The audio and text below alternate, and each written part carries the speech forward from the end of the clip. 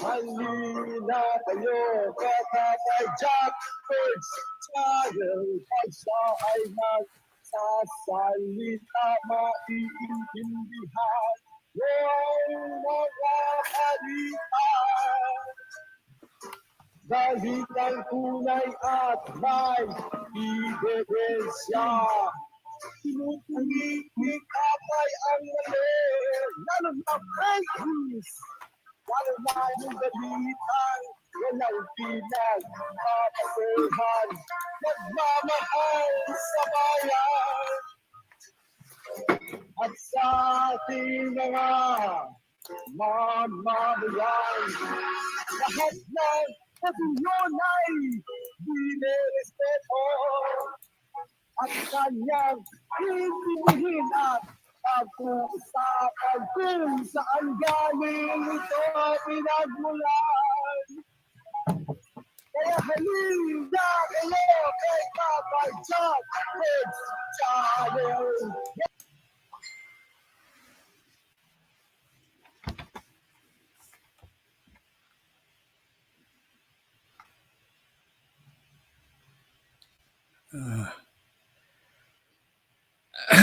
Nagkaberya na naman.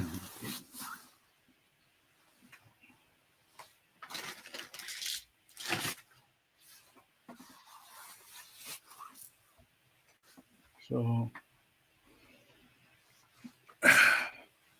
hello, good morning po. Good morning, magandang umaga, magandang tanghali.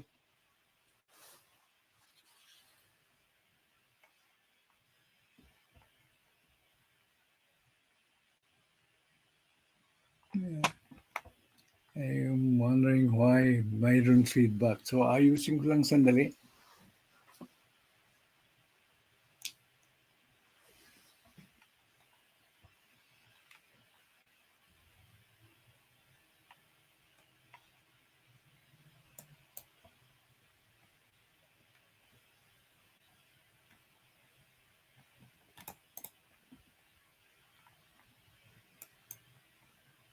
Okay na? Can you hear me? Okay. O Red One, yung tanong mo sa Manang Texas, sasagutin ko mamaya. Tungkol kay Michael Mahal. Alam mo naman, mahal na mahal kita. Magantay ka lang. So,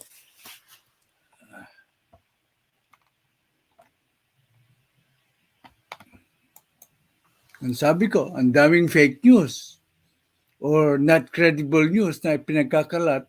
Ang problema, marami ang naniniwala. Yan ang problema natin.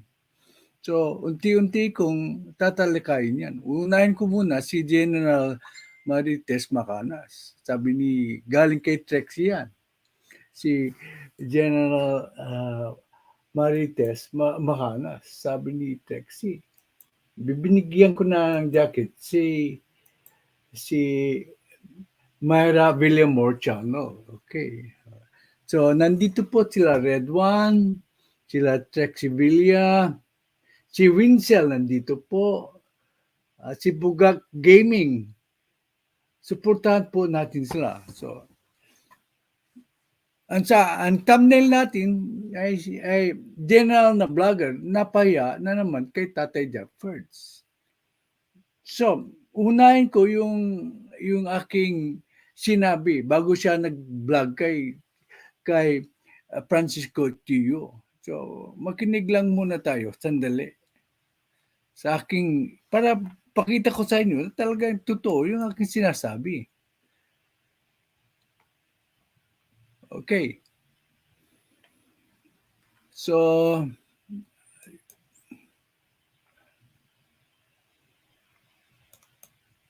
yung mga nakapanood ng kagabi, about a few hours ago, you bear with me kasi marami dito na hindi pa nakakapanood. Okay?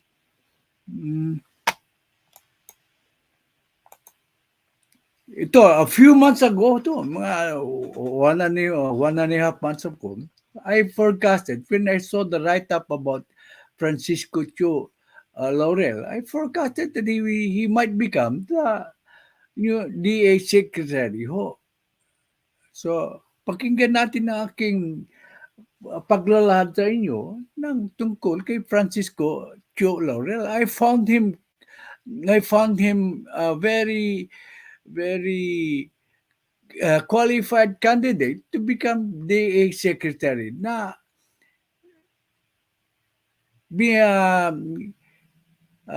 pinabulaanan ng general na hindi naman marunong mag-analyze ng mga news. Dito po, makukuha nyo ang correct analysis po. Donor to President Ferdinand Bongbong Marcos Jr.'s campaign. It's set to be named the next Department of Agriculture or DA. During that time, ako lang ng vlogger ang nag-forecast na siya po ang magiging DA. Wala pong vlogger na nagtatalakay niyan. Na forecasted na magiging DA Secretary si Francisco T. Laurel if he decides to accept it. I wasn't sure that he was going to be the secretary because what if he refuses then? But I'm sure that if he is going to accept the appointment, he will be the next secretary. That was way for all the other bloggers who are now blogging about Francisco Q. Laurel. Naunahan na natin dito sa channel ko. Secretary. Di ba kayo natutuwa na nangunguna tayo sa pag-present ng mga ganitong balita? Tatay Jack, naka-playback po ako. Humingi ako kay reader regarding sa nangyaring pasabog sa ROXAS night market at pagbubuntis ni BP Sara at kinakalat ko na sa mga kakilala ko Facebook. Very good. Ganyan ang dapat natin gawin. Gayahin po natin si Virgilio Villanueva. Kaya maraming fake news. Labanan natin ang fake news. Kaya Villanueva by doing the proactive po. Hindi defective po. Nahihirapan po ko. Bakit mo ako pinagtatawanan? Sorry, I thought my mic was off. Tama po. I appreciate your good effort po, your excellent effort. Ganyan dapat tayo. Proactive tayo. Proactive tayo mag-promote ng channel ni Badong, channel ni Sir Amik, channel ni Didi Byron, channel ni Pambansang Luis, channel ni Tito Manny, channel ni Jill Review, channel ni Simply Talkies. Lahat yun po ay ating suporta. Huwag tayong manonood dun sa mga walang hindi ko na masabi, mga walang tapang na vlogger na payaso at nagkakalat ng kamuhian, pagkamuhi sa mga Duterte. Wag po. Kasi ang negative, nakita natin sa analysis natin na ang negative effect ng ginagawa po nila. Okay. Panawagan ko. Di ba tama ako? Nakakaroon ng negative effect. So, nabawasan po ang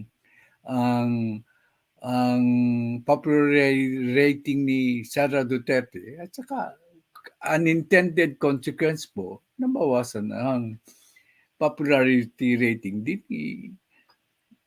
ni President Marcos. That was way back.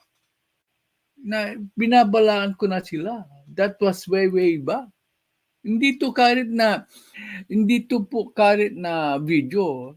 Kaya kayo, panood kayo ng past videos ko, malalaman nyo yung mga prediction ko ay halos lahat tumatama.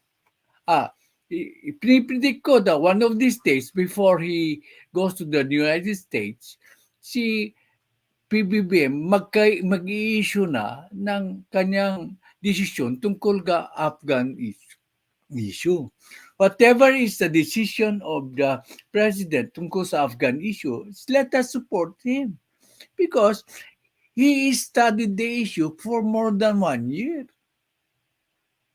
Siya nakakaalam lahat ng informasyon tungkol sa security, tungkol sa economic benefits. He has to weigh everything. So, one of these days, lalabas po ang Afghan issue, whether he will grant the request of US or not. Whatever is his decision, let us not question his decision. Okay, going further. So, Tatay, hindi mo binasa lahat nung comment ni Virgilio Villanueva. Sabi niya, kinalat ko na sa mga kakilala ko at FB ko. Pati nga si Japanese sounding name, pinadalhan ko at napanganga ang meme niya. Kaya doon ako natatawa, not at you. Napanganga? How do you say na napanganga? Why? I don't know. Ask him. Okay. Tama. Hindi niya alam ang sinasabi niya kasi. Hindi niya alam. Magigising siya kung sabi ko nga kayo doon, sabihin mo ka doon kay Japanese sounding name na tinawag ka nga payaso ng Tatay JACKFERDZ. Kung sino sa inyo ang maglalakas loob, gusto kong umakyat siya para may kipagdebate sa akin. Di ba? Maganda yun. I will treat him with respect. I'll give him a due respect. Okay.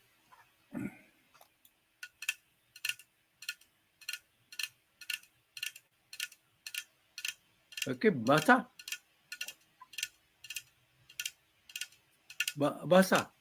Wala si Director. Francisco Chu LAUREL is no strong stranger to the Agricultural Secretary as well as working closely with Marcos. Ang original po na gusto niyang maging secretary ay si Governor Tamayo of Mindanao. Itumanggi si Governor Tamayo. Yeah, pinagtatawanan ko rin si... Okay, Red One, Tatay Jack, yung bang DSEC ba ang president ng Frabel Fishing Corporation? Noon, siya ang president. Totoo yan. Pero, because he is now the DA Secretary, he has divested, pinagbili na niya ang mga investment niya sa anumang corporation involving agriculture po para walang pong conflict of interest. Very good question po. For that, you are the first medalist. Kasi you're starting to bring out something that is a fact. You're the first medalist today, Red One. At sasagutin ko yung tanong mo kay Michael Ma na tinanong mo kay Trexie. Okay. So, Lady, that's amazing. Si Lady Quit, pet lover, si Lady Queen B. Pinay ko yung minsan dito, yung video mo tungkol sa aso mo. Okay. Okay, patuloy tayo. Japanese sounding name. Bilib na bilib siya kay Manny Piñol. Kaya pala hindi. Ang analysis ko, kaya pala hindi po siya na-retain doon sa posisyon niya at tinanggap ang resignation niya. Mahusay nga siya siguro sa Department of Agriculture. Mga basic things. Pero hindi niya alam yung economics po. Kumontra siya doon sa mga good economists. Kaya yun ang po ang dahilan. Sino panikinggan po ng ating dating Presidente Rodrigo Duterte? Yung mga economists po. Kaya siguro, ayan ang iniisip ni PBBM na hindi po pwedeng i-appoint po si Manny Piñon.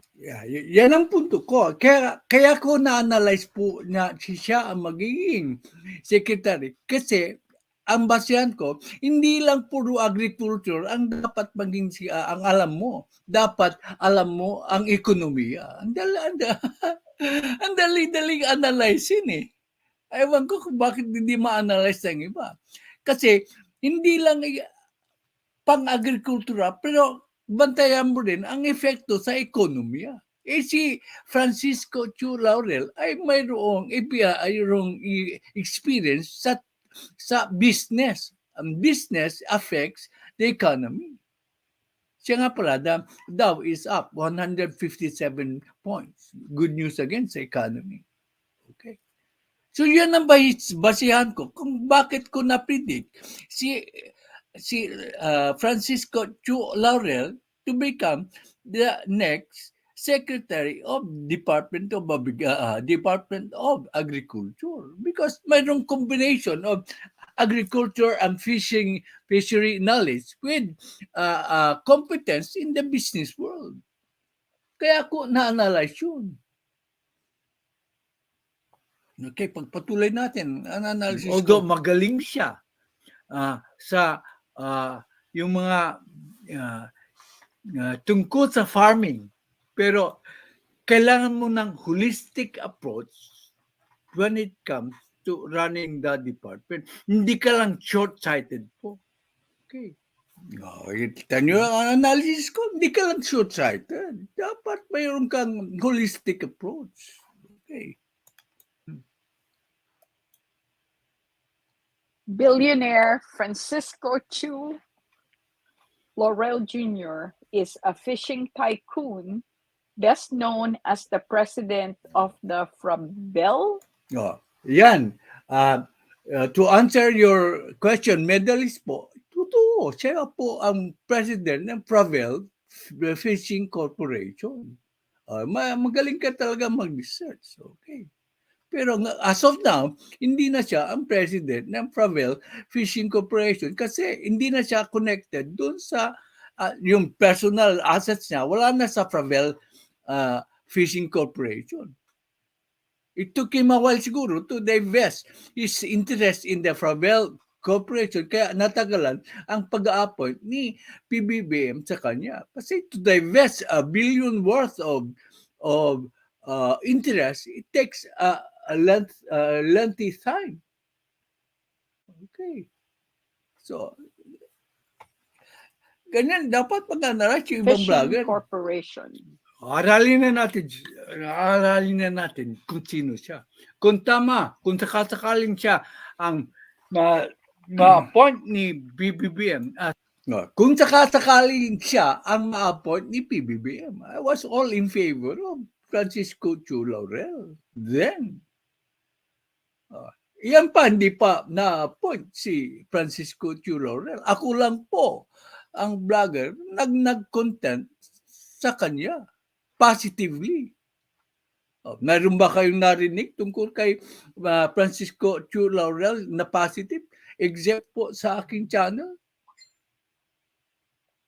Kaya I'm very proud of my channel. Parati kayong nauna. As DA Secretary, ay kung tama po siya. Karapat-dapat po. Aralin na natin bago tayo para alam na natin kagad kung tama siya sa posisyon.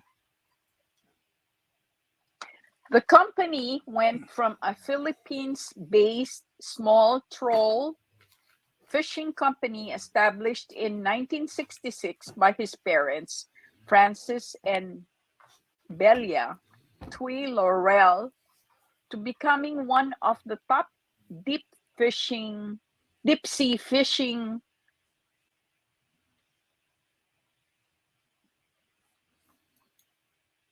companies in the Asia-Pacific region.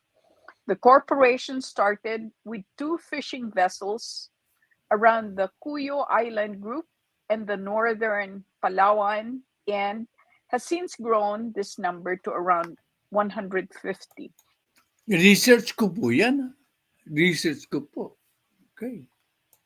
Yung iba, di nagre-research eh. Ang importante dito, palikan natin, 1966, panahon pa ni Apo Lakay. Siguro, matagal na po ang ugnayan ng pamilyang ito sa Tio Laurel. In fact, yung recent interview, recent video ng RTVM tungkol sa appointment niya, inamin ni PBBM na kilala niya si Francisco Cho since bata. So tama na naman ang analysis ko. Meron na silang ugnayan since 1966. Ang dali namang analyzing eh. Kung sakasakali pong ihahay ni President Marcos si Mr. Laurel, tandaan nyo na bilyonaryo na yan, wala na siyang mapapala na mangurakot. Kasi kung mangurakot siya, ito, nagkaiba kami ng pananaw ni General Macanas. Sabi niya, questionable daw kasi bilyonaryo. Pamaya paparinig ko ang opinion ng Marites na si General Macanas. Ilang beses ko nang sinupalpal yan dito. Hindi ko lang parating kinukontent kasi ayaw ko ng ganong style. Usually, pag lumaabot ng libo-libo ang aking viewers, is because either sinusupalpal ko yung mga important figures o sinusupalpal ko yung mga other vloggers. Pero hindi ko intention na magkaroon ng 1,000 views. Ang gusto ko ay bibigyan kayo ng correct information. Kung aaralin ko ang algorithm ko, yun ang gagawin ko parati. Para parating mataas ang aking views. Pero hindi ko isell yun. Discover siya, matatanggal yung kayamanan niya. So, bilyonaryo, let's not, yung pagiging bilyonaryo, wag nating sitahin. Kasi maganda nga yan eh. Hindi na siya kailangan mangurakot. Hindi ko po alam kung I'll do sa further research po na Herman. Ito ang example ko na hindi ako makikisaw-saw na hindi ko alam. Si Herman Cho ay yung komentarista na maka-China. Pero at that moment na tinanong po sa akin, hindi ako pwedeng mag-comment kasi hindi ko alam, not for sure. So, nag-research po ako. Si Herman Cho ay kanyang tiyuhin. Pero hindi po ibig sabihin na maka-China na si Herman Cho, ay maka-China rin si Francisco, si Kiko Laurel. Magkaiba yun, magkaiba. Kiko Laurel. Directora, will you research to see Herman Chu Laurel if he is the brother of Francisco? So, hindi na po mangungurakot. And kailangan po successful. Magaling po sa kanyang ginagawa. Magaling po ba si Francisco Chu Laurel? Pakinggan natin ang sabi ng Esquire magazine. Hindi po ako nang sasabi kasi nakikita nyo, small caps lang yan. They did the research. Una po, dalawa lang po ang kanilang fishing vessels po. Naging 150 million. Nagkamali ko, 150 vessels. So, ay, ang kanya ay 150 million, 150 vessels. So, it increased by 7,500% po ang progress ng company nila. Saan ka makakakita ng ganyang success? So, ang punto ko ulit is, yung may alam ka sa agrikultura, may alam ka sa business. You join them together po, and you will make a successful DA secretary. Ayan. Oh. Mr. Francisco is a bosom friend of the president, and according to the research of Miss Maribel Zavala, Herman Cho Laurel is pro-China. Ay, yung komentarista ito na natatanan ko na po. Ang komentarista na pro-China ko. Na-interview po yan eh.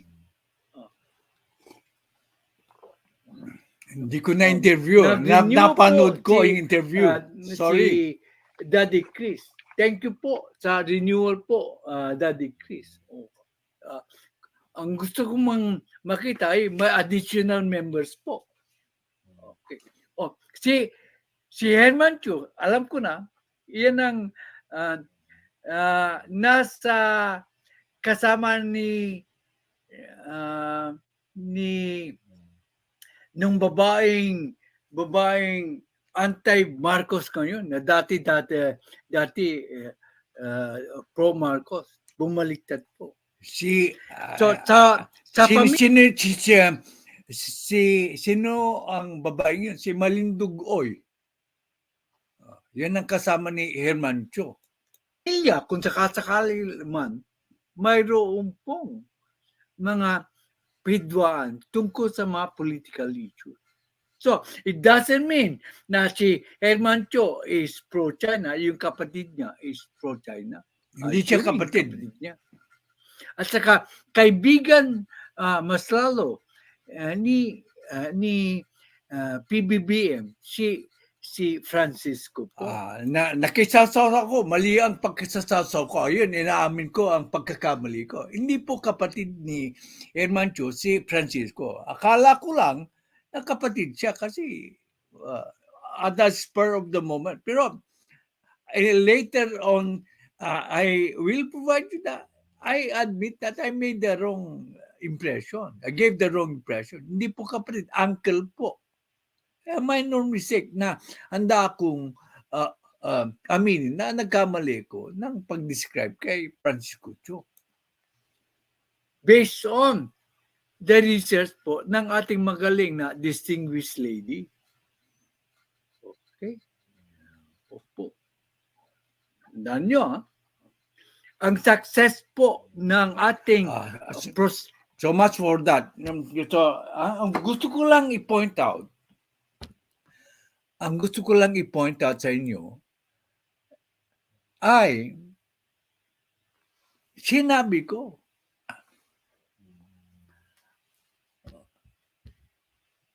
na I approve of Francisco Chu Laurel to be the DA secretary.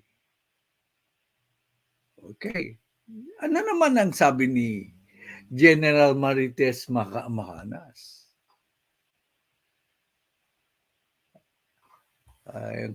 Bakit tayo? Nakalagay dyan. Antayin ko lang yung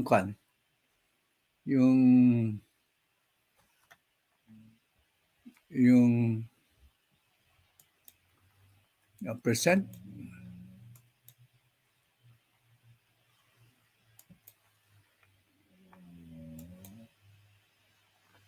Okay. Nandun na.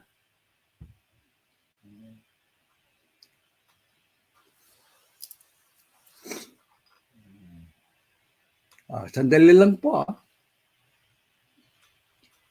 Nakita niyo ang image nyo? si General Macanas yan. Anong sabi sa kanyang thumbnail?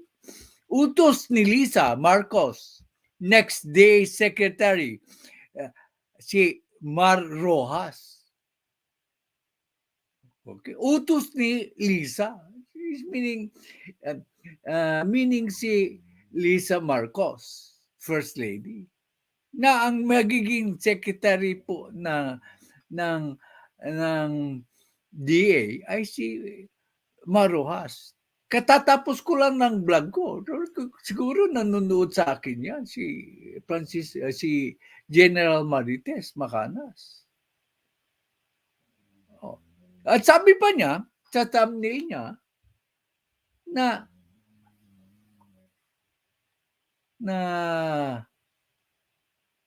Francisco Chu Laurel is out.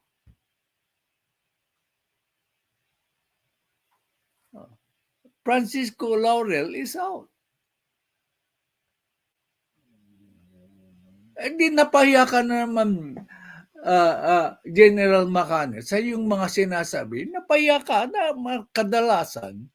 Hindi tama yung sinasabi mo. At marami pang naniniwala sa iyo.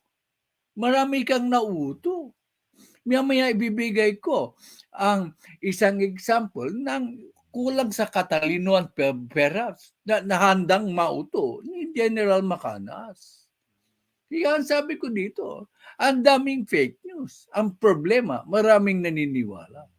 O, pakinggan natin po ang sinasabi ni General Macanas.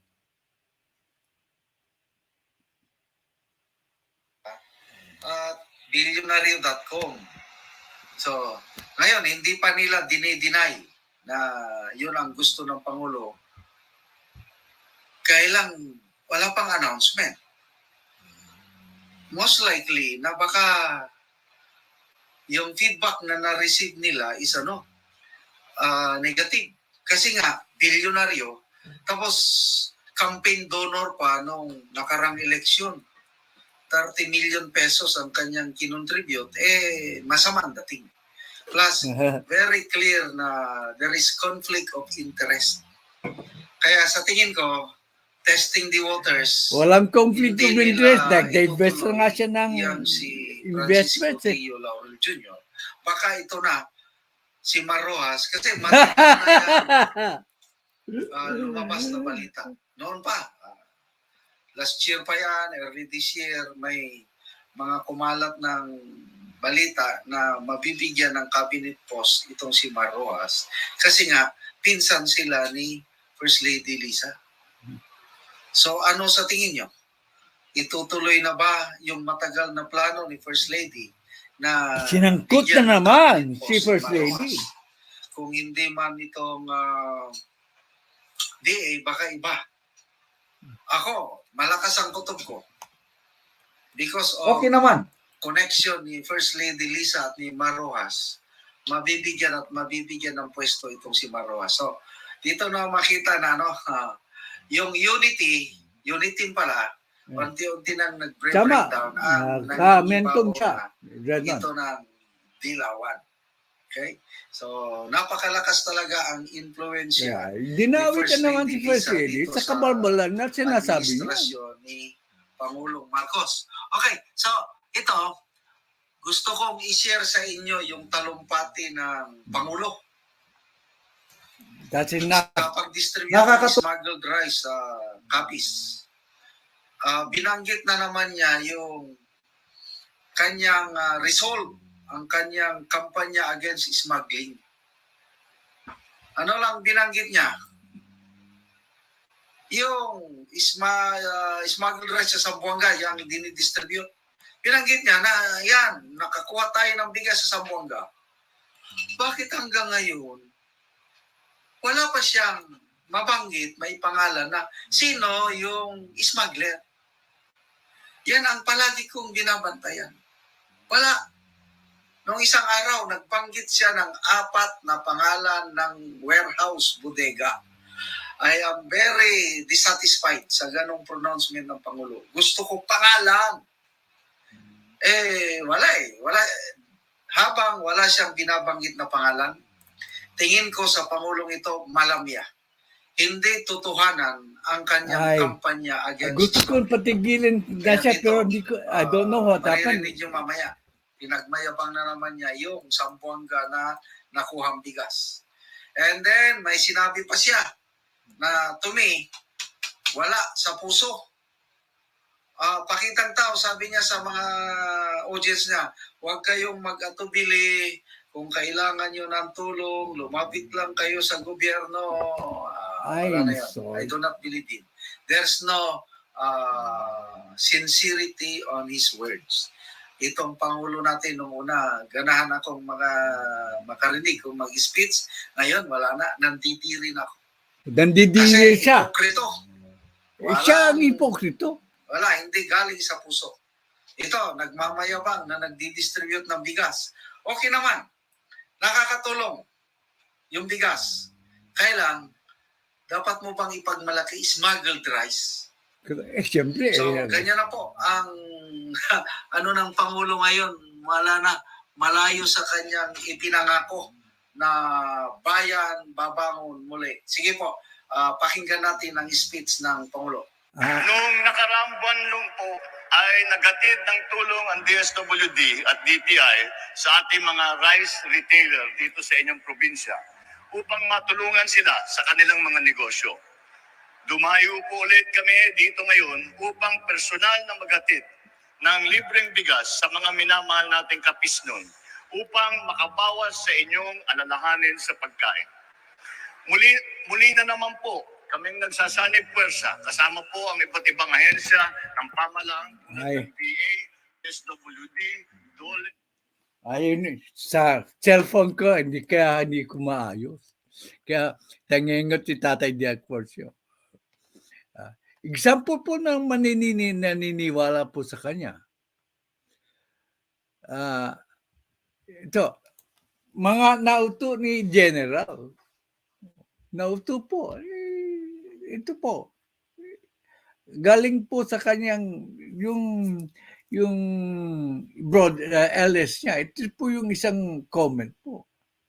Nauto po siya ni General. Mga nauto ni General. Si Alma Daliva at Alma Daliva ay featured ka ngayon dito. Kasi nagpapauto ka sa General Marites na Makanas na yan, na hindi niya alam ang sinasabi, hindi siya marunong mag-analyze. Ang lakas-lakas siya mag-vlog, hindi siya marunong mag-analyze. Ilang beses ko nang sinupalpal yan dito, si General Makanas. Sinabi pa nga niya doon sa vlog niya, bakit hindi pangalanan ng presidente ang mga smugglers?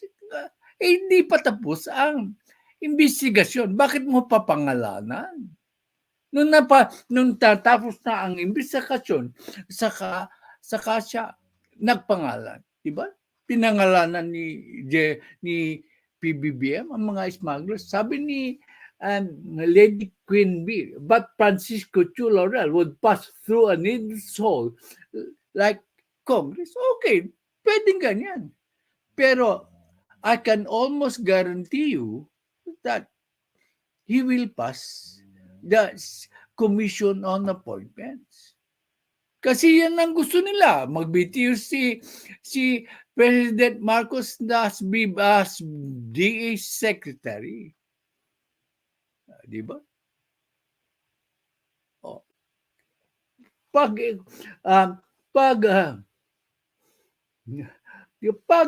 analyze mo mabuti po, Lady Queen Bee, the pet lover.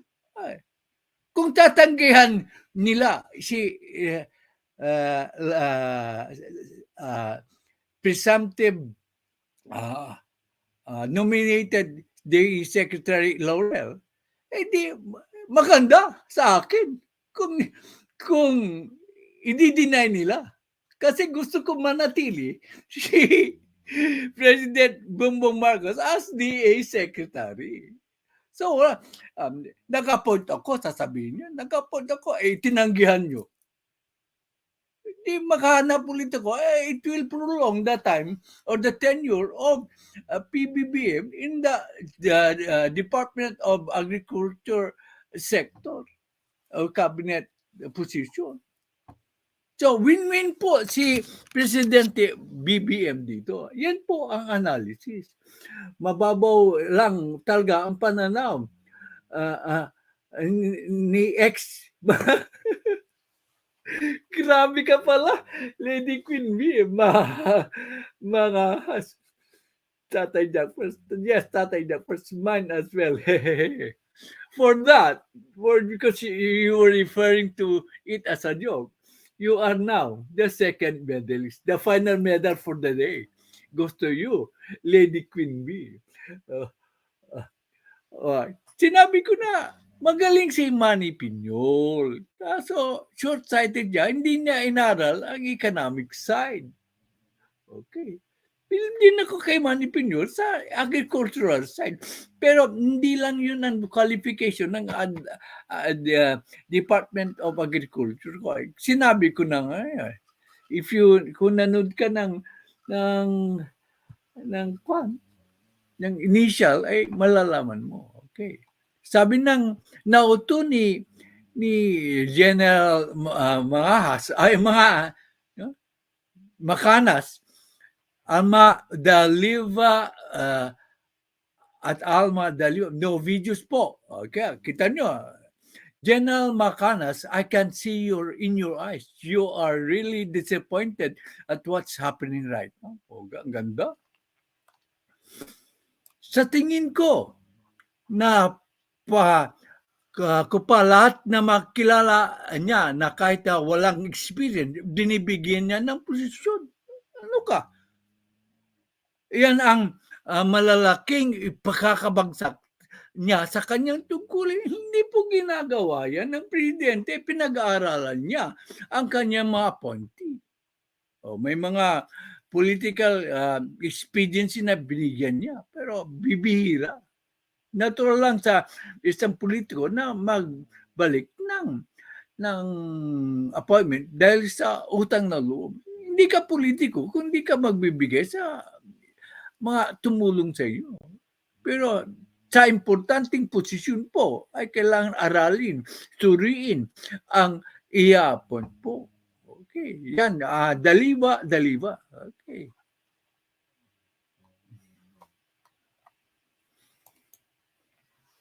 Sana maging fair sa mga tao na bumoto sa kanya. Sayang, puro promises lang at walang balls. Wala daw bayag ang ating presidente. May bayag nga yan. Kinukontra nga niya ang China. Sabi nga, weak siya. Ang weak na president ang siyang lumalaban o kumukontra sa China. Yan ba ang weak? Okay. Walang balls? Okay. God please help the Filipino people in our country dito sa mga taong walang awa sa bansa. Pero mo sasabihin niya na nauto ni General Macanas. Kanya na epekto ni General Macanas, mahalika. Hindi ko sila parating tinatalakay dito para tumami ang aking views. Kadalasan pag sila tinatalakay ko, marami ang aking views. Pero hindi naman gusto ko magbigay sa inyo ng information. Ito, kaya ako dinalakay ngayon ito kasi it concerns Francisco Chu Laurel. Okay. Related po.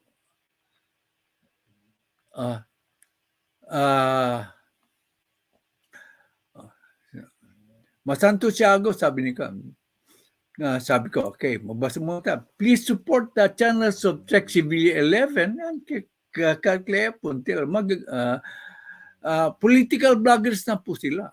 Nanood ko ng show ni TechCivil at ni Astig TV. Ang ganda ng discussion. Ang importante doon, maski may diferensya kami ng pananaw, sometimes, magalang po ang diskusyon. Marespeto po. Walang balasubas na napupunta doon sa channels nila. Congratulations po, Sex Sevilla. Please support also Miss Teresa Vargas and her SSTV family. Support po yung Lintek, support Lintek and her team Lintek. Si Lintek vlogger na matulungin po, tutulungan ko po kayo kung your small vloggers without asking for anything in return. Okay. Please support po the unit team of PBBM and BP Sara. Yan ang importante po ngayon. Maraming headwinds na hinaharap ang ating mahal na presidente. Huwag na tayo mag-away-away. Just concentrate on supporting our president. Anong masama sa aking mensahe? Meron ba akong inataking kapanalig nyo sa na tulad ni Speaker Martin Romualdez, tulad ni Sara Duterte? Hindi. Gusto ko nga mag-unite lahat sila eh. Hindi ko sinisiraan si Speaker Martin Romualdez, hindi ko sinisiraan si Sara Duterte. Gusto ko nga, unitin sila eh. Okay. Ang daming fake news. Not credible news. Okay. Bibigyan ko kayo ng isang sample.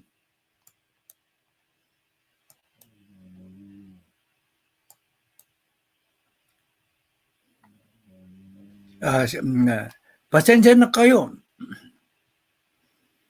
kung series of kaya malalaman niyo po na nag-research ako dahil kay Red One. Dahil siya may siyang pinalabas sa video kay Trexie na envoy to China si Michael Ma.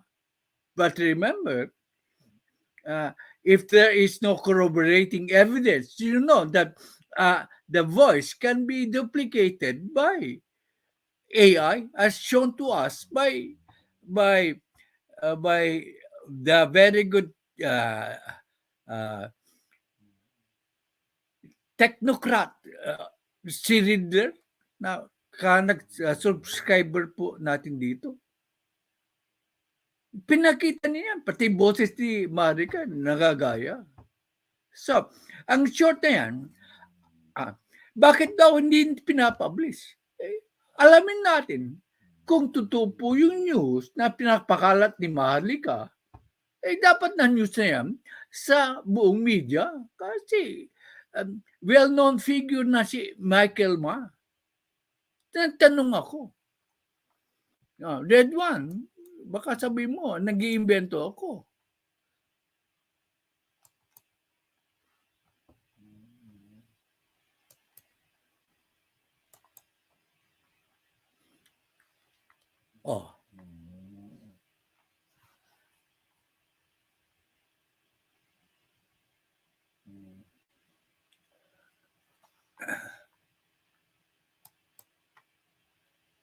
Nakikita niyo ba ang kan?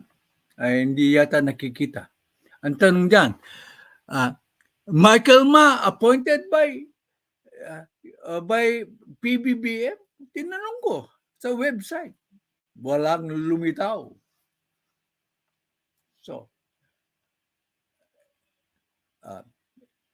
meaning, baka nga fake news. So, hindi lang yan po ang tanong ko.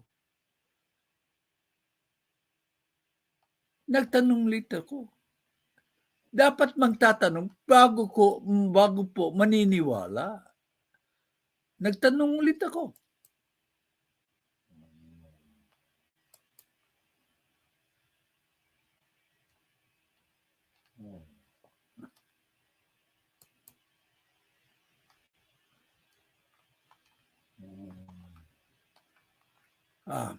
Pasensya ka ba? I have to present po yung evidence.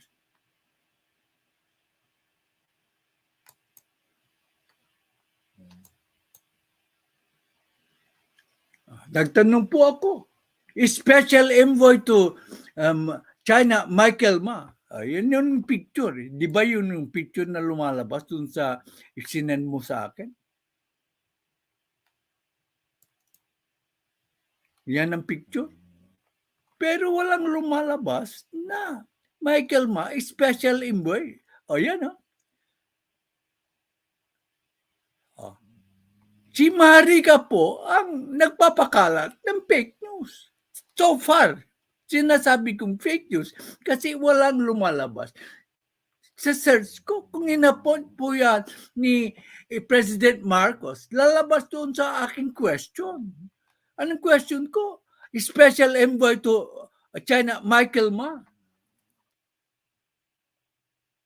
Yan po, Berilio Villanueva, na-feature ka dito kanina. Oh. Yan, tanong kulit. Para wag maniniwala sa kani-kanino lang na wala namang prueba. O isang vlog lang na pwede pa nga minsan sa isang gathering nagkakamali yung banggit nung announcer. Di ba? Okay. Pero importante kung talagang totoo po yung sinasabi ng ni Maharlika, dapat na-news siya. Dapat nasa Google o nasa sa web. Okay, sa pagtanong. Okay.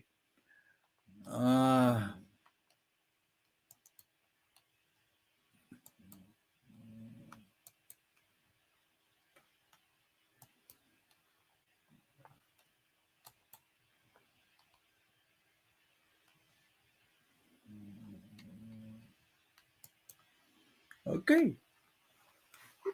Ilang beses kong tinanong, Red One. Dahil sa mahal kita, ginagawa ko itong research po. Oh. Dahil mahal kitang kaibigan. Ayaw kitang maliligaw na landas. Anong tanong ko dyan? Ang tanong ko dyan, who are the special envoys po to China? Special envoys po. Dalawang pangalan, puro Chinese po. Si Benito Techoco Maynard Ngo. At ang recent appointee, si Teddy Boy Locsin, who is concurrently the ambassador doon sa Britain. Okay. Satisfied ka na? Na ilang beses kong tinanong?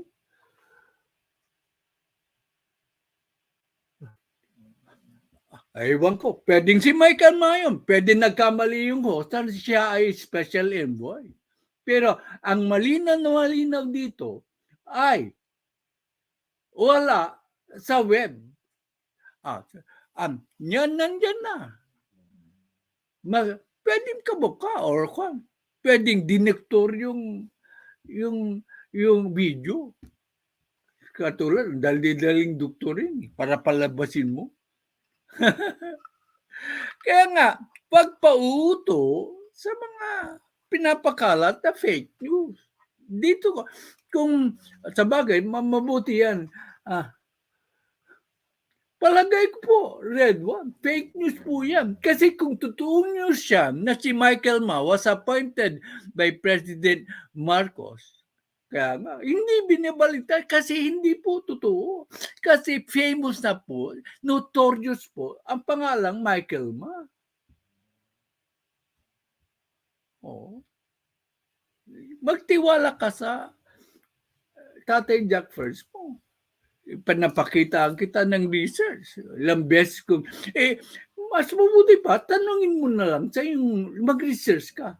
Ikaw na mag-research. Kung mahahanap mo si Michael Ma as special envoy, o tapos pag nahanap mo yung na special envoy nga siya sa Google po, I will admit that I was wrong.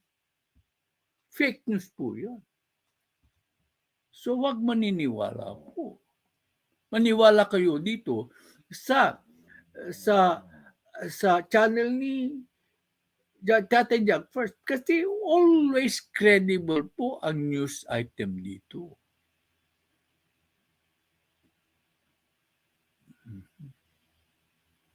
Okay, tapos na tayo dyan. Huwag maniniwala po sa fake news. Kung gusto niyo nang makatotohan ng news, magpunta po dito sa channel ni Tatay Jack first. And keep supporting po. Maski sometimes ayaw nyo ng aking pananaw. Kasi lahat ng aking opinion ay backed up by credible sources and evidence. Ewan ko ba kung bakit maraming galit sa akin.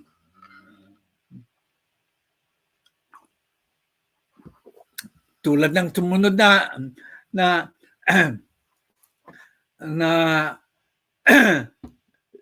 kasali sa thumbnail, the Pearl Harbor style attack from China. O baka sabi nyo, nag-iimbento po ako. Hindi ako mag-iimbento.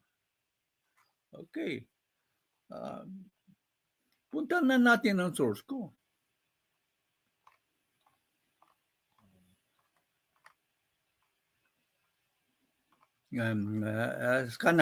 Kung anong mauna sa aking mga okay.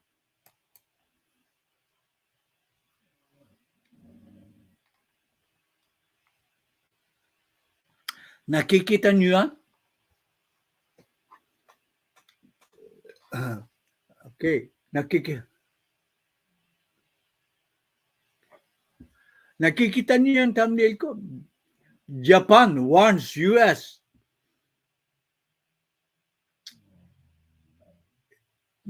Warns US Pearl Harbor style attack from China and Russia could happen.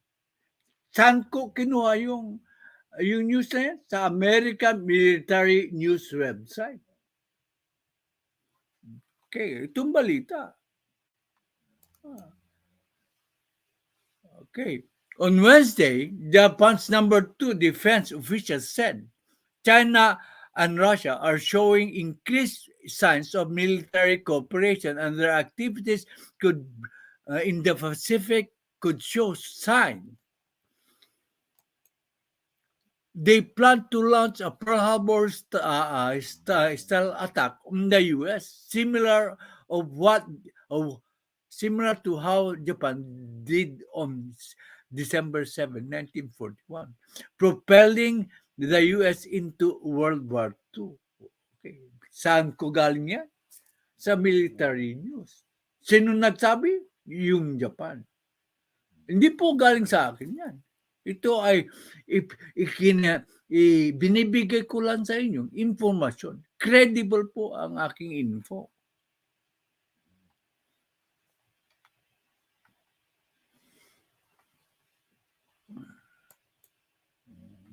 Speaking at the Hudson Institute event, Japanese State Defense Minister Yoshihide Nakayama said 70 years ago, we attacked Pearl Harbor. Inaamin nilang, inatake na ang Pearl Harbor.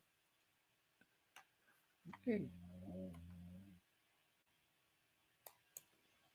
We attacked Pearl Harbor, but now the US and Japan are very good allies.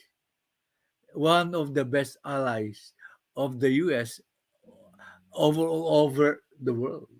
Okay, yeah. In recent days, sabi ng defense minister, nahihirapan kong magbasa. Wala si direktora, tulog eh. In recent days, Russia's fleet has conducted various naval drills near Hawaii, malapit sa Hawaii, including practicing sinking an aircraft carrier. Yun ang kanilang military exercise or naval exercise. Kaya,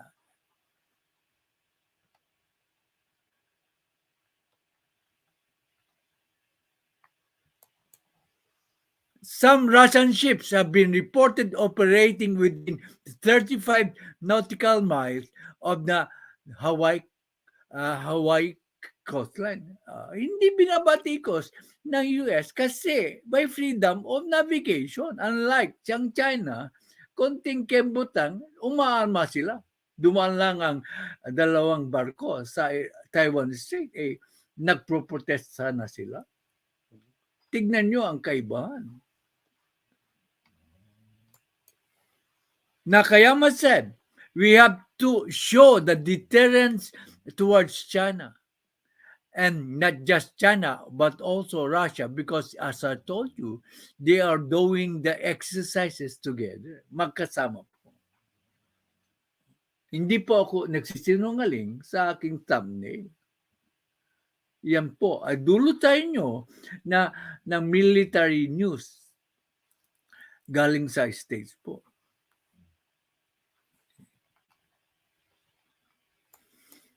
Nakayama went on to say how Russia and naval forces are really exercising just right in front of the western part of Honolulu, and so I don't want to define you.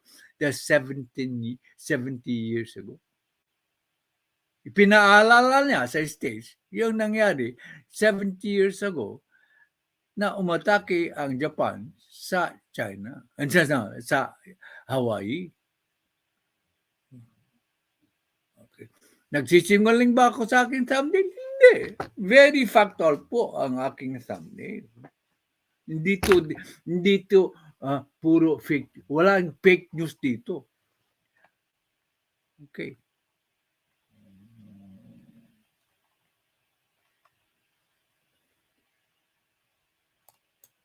Sabi niya, but we have to be careful of the exercising of the Russians. Dapat mag-ingat ko. Dapat mag-ingat po ang US. Yan ang unang balita.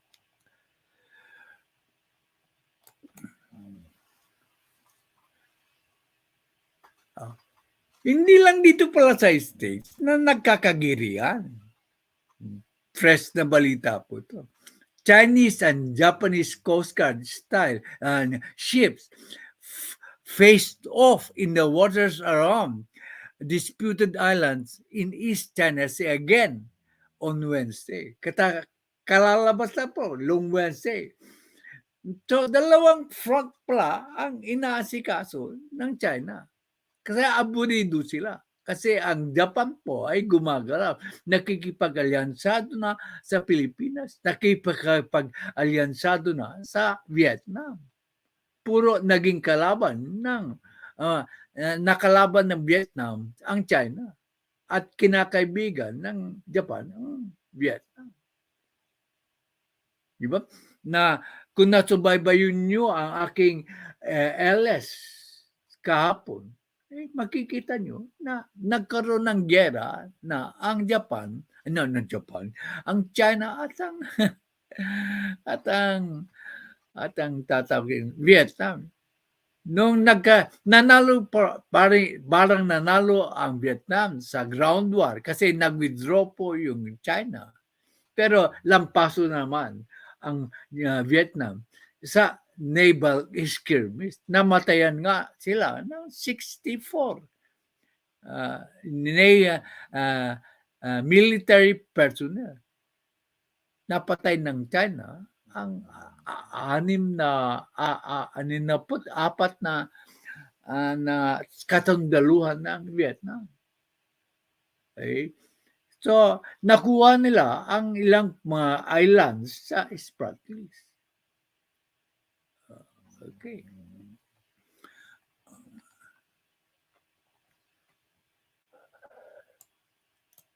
With both saying they deployed patrol ship to urge the other side to leave the territory. Okay. Kanya-kanyang version po.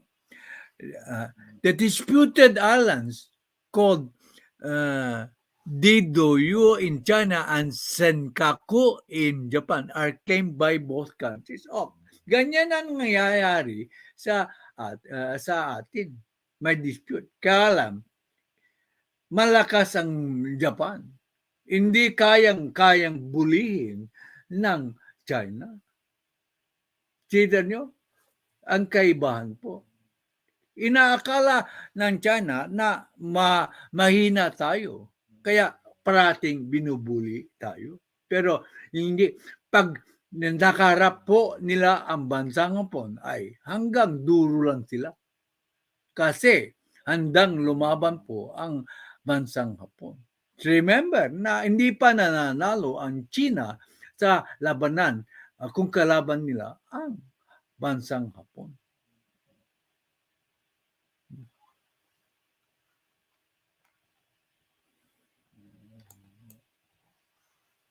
Chinese Coast Guard said three Japanese ships and several patrol ships illegally entered its territorial waters on Wednesday, and that it took necessary control measures in accordance with the law. Okay. Anong sabi ng Hapon? Japan's Coast Guard, ito takot ang Hapon. Japan's Coast Guard said its patrol boats in turn repeatedly urged that three Chinese Coast Guard vessels to leave the waters. Ang Hapon, ang bansang Hapon, ang nagpababay sa mga bansang Coast Guard boats ng China. Hindi sila umubra sa bansang Hapon po. Yan ang hindi pinapakalat ng iba. Okay. Pero dito nyo matutunghayan yan kung magkakaroon kayo kung magtitis lang kayo sa aking uutal na sasaad ng balita. Ito. Grabe ito. Ang source ko po ay Fox News. Isang pinakamalaking cable news po sa States. China threatens to nuke Japan over Taiwan in video played on CCP. Tinanggal na nila ang video ito. Pero mautak ang Fox News na nabigyan sila ng na i-preserve nila yung video ng Communist China. Hindi ko na i-play yun kasi makaka-copyright ko. But suffice it to say na ang source ko po ay ang Fox News. Pinakamalaking cable TV station dito sa States. Anong sabi? The Chinese Communist Party aired a video in which it warned Japan of a nuclear response and a full-scale war if the island nation interferes in China handling of Taiwan. Nananakot, nambubuli. Tapos, itinake down nila ang video. Hindi nila kaya ang Hapon.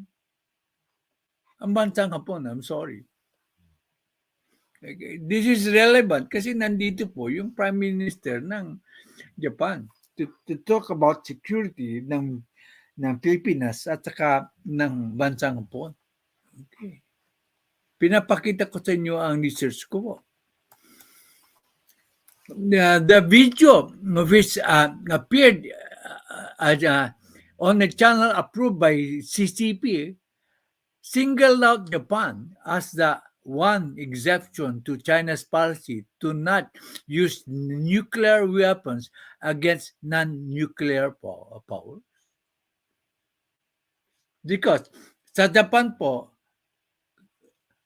there is a provision in their constitution that there should be no nuclear armaments stationed in Japan, whether it is US or Japan, yeah, or Japanese. Wala po, bawal po ang nuclear weapons po sa Japan because of their experience in Hiroshima and Nagasaki. Kaya ganon. Pero palagay ko, that will soon be terminated as a part of their constitution. Gumagawa na po ng hakbang ang Hapon kasi nambubuli na po ang China. Hello, Federico, Ronald Federico Fox Dimasan. Second viewer daw siya. Okay. Ayun, nung isang araw,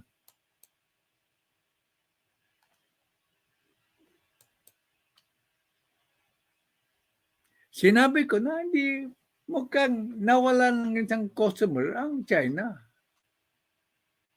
Bumaling na ang States sa pagbili ng mga pagkain po sa Japan kasi hypocrites po ang China.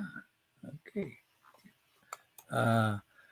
Pakinggan natin yung panuri natin, babasahin ko na lang po kasi hindi ko na-print because of my lack of time. Share screen po.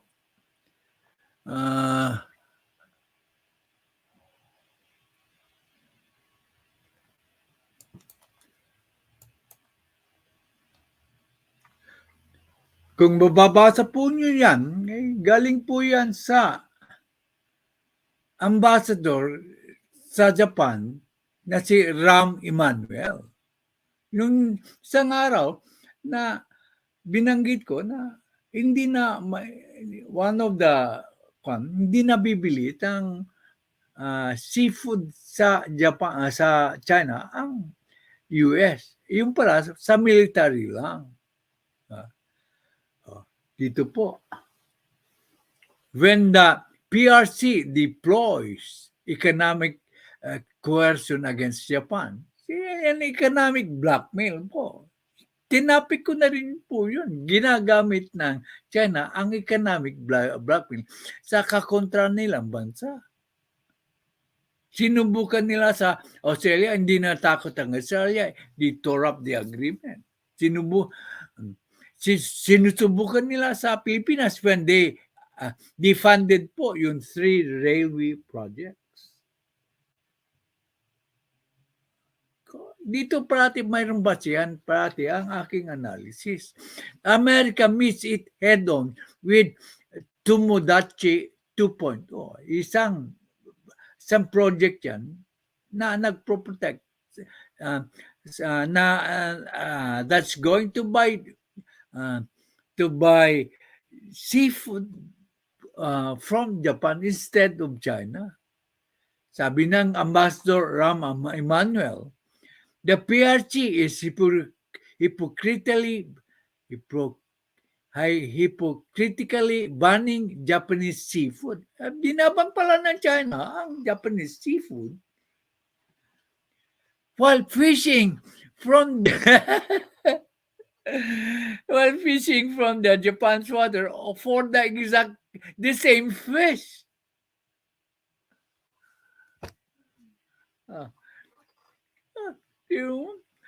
The PRC is hypocritical. Binaban po yung mga isdang pinagbibili ng Japan. Samantalang sila ay nag-fish in the same waters at ipinagbibili sa buong mundo. Critical po. Hypocrites po ang mga China. Doble cara.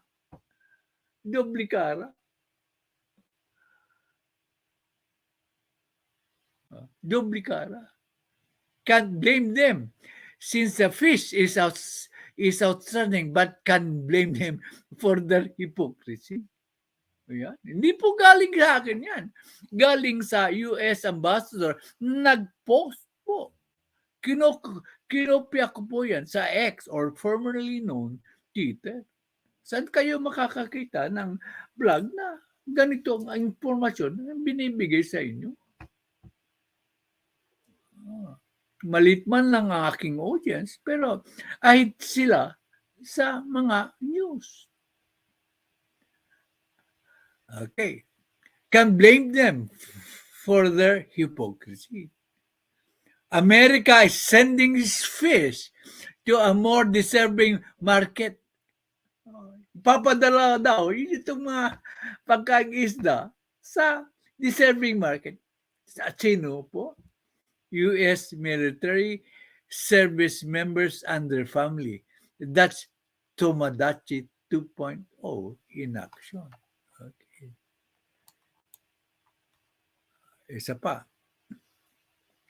Isa pang news. Okay. Ay nako, hindi ko na babasahin ko ba itong news. Okay.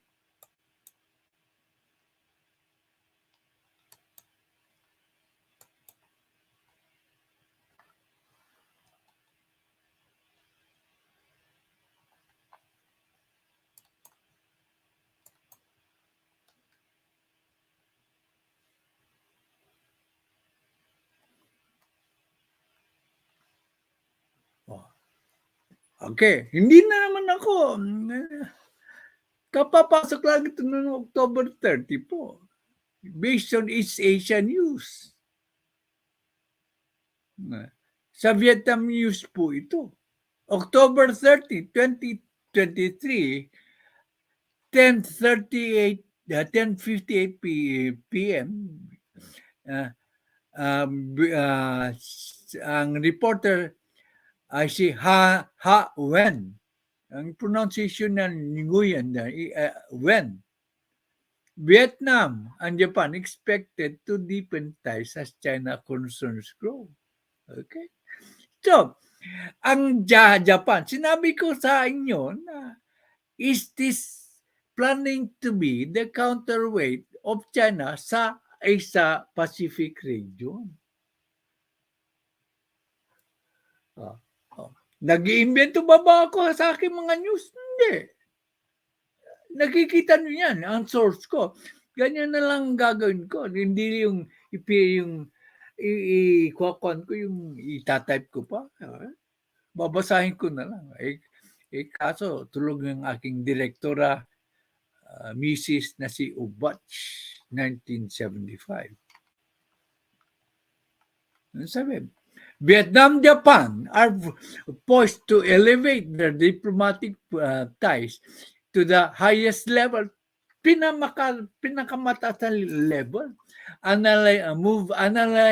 Analysis highlights the two countries of growing concern over China's assertive behavior in the region. So, marami na pong umaalma dito sa region natin laban sa China.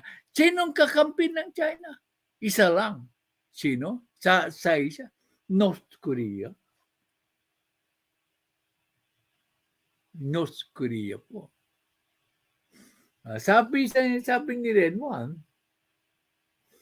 thanks tatay, nagtaka lang ko, bakit hindi nag-react si Tidbulog sa issue ng appointment? Di umano, Michael, alam ko siya ang envoy sa China. Correct! Tama ang analysis mo. Ang envoy po sa China, special envoy po, ay si Teddy Boy Luksin. Palakpakan tayo. Red One. Nakita mo. Sana na hindi totoo ang balita, ang video. Alam mo, madaling doktorin po ng video.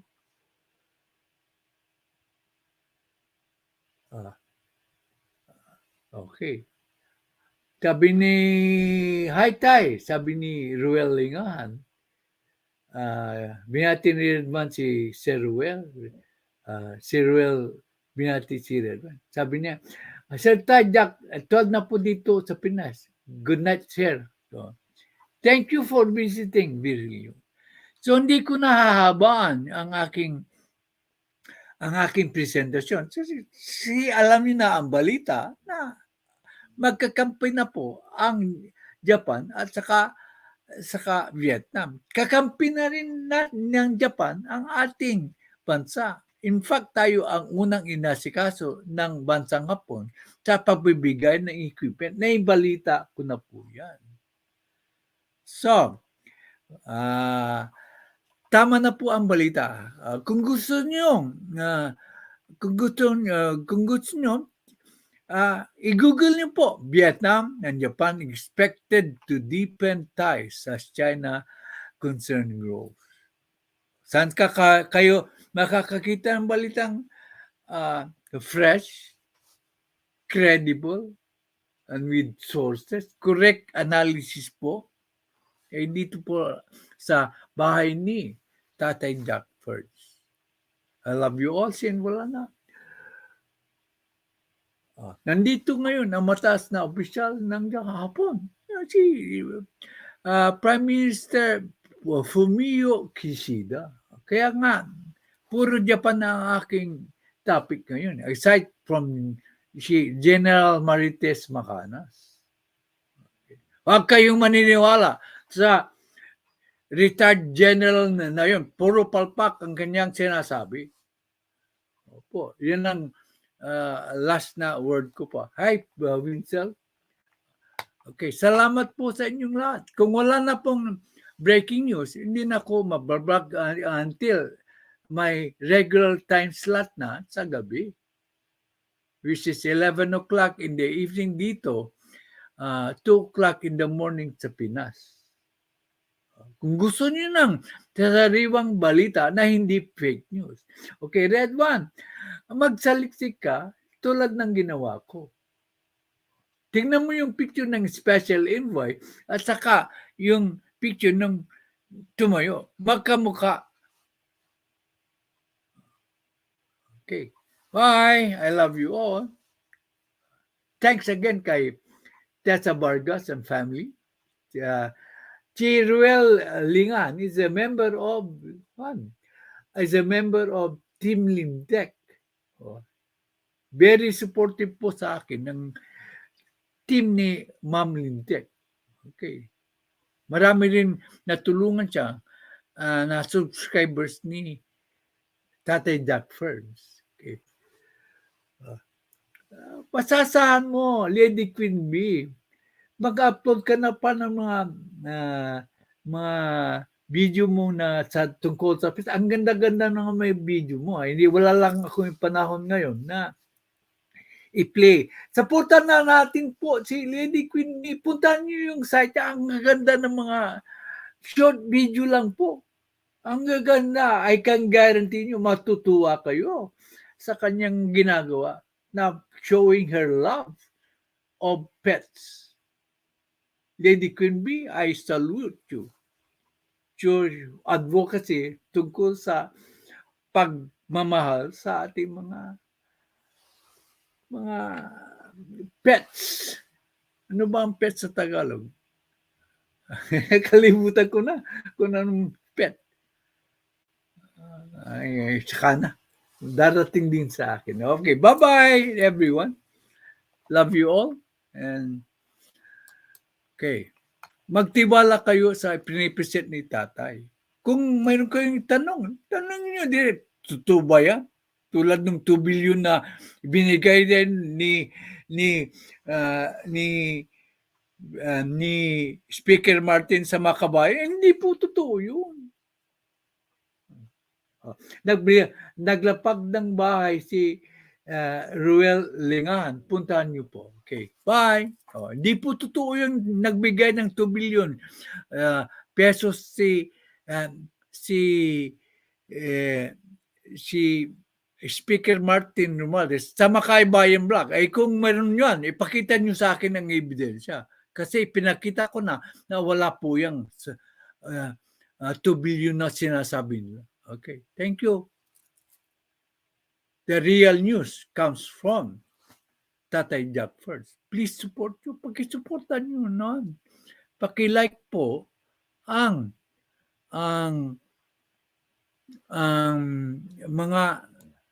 aking